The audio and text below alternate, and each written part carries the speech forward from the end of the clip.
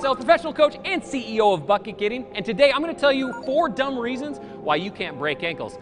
Let's get it. All right, so the first thing I see players screw up all the time is they play too high. Basically meaning that as they're ball handling, they're setting up their moves or whatever it is, they're playing way too high with their chest up like this all the time. Now don't get me wrong, there's times when your chest is gonna wanna come up, but it's the down to up is what ends up working, right? So what you wanna think about is you wanna stay low when you're setting up your moves, right? If I come out of a move, it's okay to raise my chest for a second, whether it's a hezzy or a crossover, whatever it is, but then I wanna get back to low. Right? The game is all about levels, and I think about levels being shoulder height or below, right? So if you're a guard, let's say, and you're breaking down your defender on the transition, you want to think about getting your shoulders below theirs, because that's going to keep you more explosive and keep you more, kind of guided in the right direction at an explosive angle, right? So the number one mistake I always see players being too high, stop being so high. Get flexible, get low, because that's going to get you more explosive. All right, so the next thing that I see players screw up is that they don't have tempo, right? And tempo is something that's incredibly important, especially when it comes to being an elite ball handler who's breaking ankles. Now, what I mean by that is a lot of times players will go one speed. They'll go fast, they'll go fast, they'll go fast, they'll go fast, right? And maybe they are an actual fast player, and that's great. But tempo, fast to slow, slow to fast, is really where you start to break ankles, right? So let's say I'm driving down here to the left, I'm coming this direction. If I'm going super fast, and then I cut super fast, and then I cut super fast, my defender can move with me, even though I'm moving fast, right?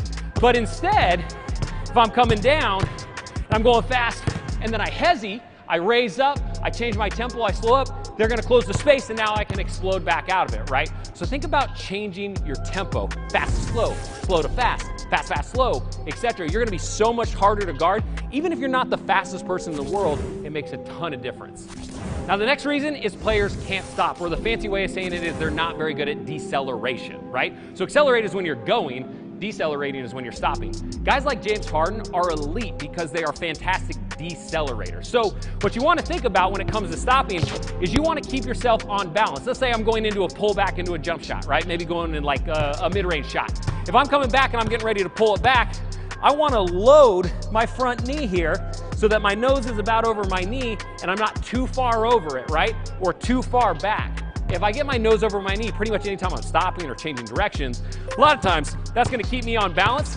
And not only that, but make it so I'm more explosive coming back out of it, right? So think about your deceleration, and when you're practicing moves or training, work on stopping, right? A lot of times people only work on going and they don't really care about stopping, but stopping is half the equation that you can't forget about. All right, and the fourth reason, and I hate to tell it to you, it might be because you're not a threat. Basically meaning, if you're not a threat from the outside to score the basketball and knock down jumpers, players are gonna sag off you, they're not gonna take you seriously, and because of that, you're never gonna get them close enough to break their ankles, right? So a lot of times players are confused. They're like, man, I got the best handle on my team, right? I'm doing all these drills and I'm like pretty much a pro at ball handling, but I still can't break any ankles. A lot of times it's because they can't shoot to save their lives, right? And so the issue is, if the defender's sagging off me, it doesn't matter what sort of moves or hezzies or whatever I give them, if they aren't gonna bite on it ever, you're never gonna break an ankle, right? So you've gotta improve your outside game, and this is a prime example of how everything is interconnected on the basketball court, right? The better shooter you are, the better ball handler you're gonna be. The better ball handler you are, the better shooter you're gonna be, right? So you gotta be a well-rounded player who focuses on everything. Again, I'm Coach Colin Costello with Shot Mechanics Basketball. Thanks for watching, and until next time, splash on.